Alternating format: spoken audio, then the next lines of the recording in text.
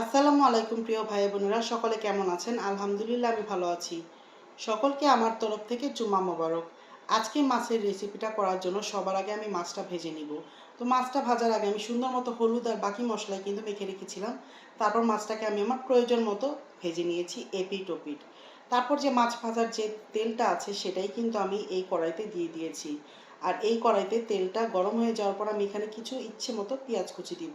আজকের যে মাছের রেসিপিটা আছে এটা কিন্তু অনেক স্পেশাল। আশা করি আপনারা শেষ পর্যন্ত দেখবেন আর আমার পাশে থাকবেন।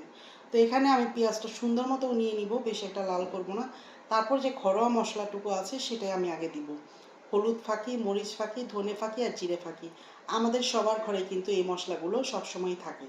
তো এখানে আমি এগুলো দিয়ে সুন্দর মতো কষিয়ে নিব আর একটা মশলা রেডি করে নিব। এই মশলাটার মধ্যে থাকবে দেশি যে শুকনো মরিচ ঝাল যেটা, সেটা সাথে থাকবে টমেটো আর রসুন। এই মশলাগুলোর জন্য এই মাছের যে টেস্টটা সেটা অন্যরকম আসবে। তো আপনারা এটা সুন্দর মতো ভাঙিয়ে নেবেন বা ব্লেন্ড করে সম্পূর্ণ আপনারা গালা গালা করতে পারেন, সেটা আপনাদের ইচ্ছা। আমি আধা ভাঙা করেছি, এটা একটু একটু দেখা যাবে, এটাই মাছের মধ্যে সুন্দর লাগবে দেখতে। তো আমি এই মশলাটা এখানে ঢেলে দিব, সাথে একটু লবণ দিয়েছিলাম। এই মশলাটা থেকে যে পানিটা বের হবে এটা দিয়ে এই মশলাটা কিন্তু আমি কষিয়ে নিয়েছি। আর অনেক যত্ন করে মশলাটাকে কষাচ্ছি, যেটা একটু না লাগে নিচে, ব্যাড স্মেল না হয়। তো এখানে কিন্তু মশলাটা ভালো মতো কষে গেলে, তেল উঠে গেলে আমি এখানে ঝোলের পানিটা দিয়ে দিব। আর এই যে ঝোলের পানিটা যখনই বলক চলে আসবে তখনই আমি মাছটা দিয়ে দিব। এই মাছ রান্নাটার একটা স্পেশাল টার্গেট আছে আমার। আমি এখন থেকে একটু প্র্যাকটিস করতেছি, যেহেতু আমরা যারা একটু শখিন, রান্নার শখিন, তারা নিজেরা রান্না করে সবাইকে খাওয়াতে পছন্দ করি।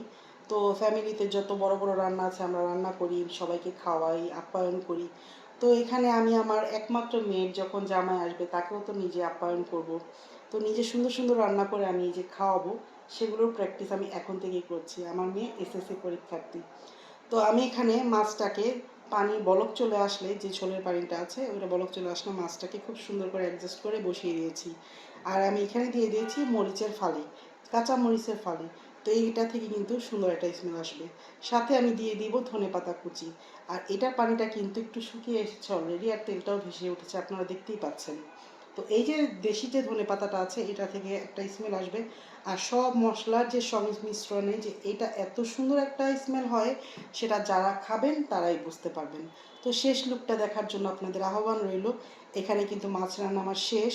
তো এই মাছ রান্নার রেসিপির আমি একটা সুন্দর নাম দিয়েছি, যে নামটা শুনে আপনারাও খুশি হয়ে যাবেন। এই মাছের নাম হলো, রেসিপির নাম যেটা হলো জামাই বরণ মাছের রেসিপি। আশা করছি আমার ভাই বোনদের আমার এই রান্নাটা অনেক ভালো লেগেছে। আমার নিজের কাছে ভালো লেগেছে, আমার মেয়ে খেয়ে ভালো বলেছে, মাশাআল্লাহ সুন্দর হয়েছে।